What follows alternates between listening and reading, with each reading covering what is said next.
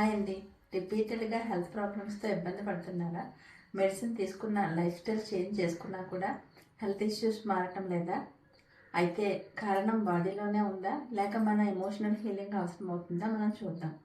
Emotional pain వలన కూడా stress stress వలన హెల్త్ ప్రాబ్లమ్స్ పదే పదే వస్తూ ఉంటాయి.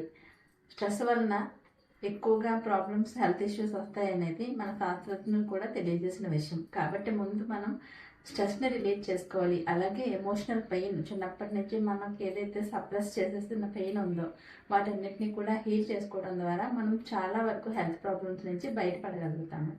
ఈరోజు నేను ఈ సెషన్లో ఈ విషయాల్ని క్లియర్గా చెప్తాను. దానివల్ల మనం ఎమోషనల్ హీలింగ్, పాస్ట్ పెయిన్ నుంచి కూడా బయటపడవచ్చు.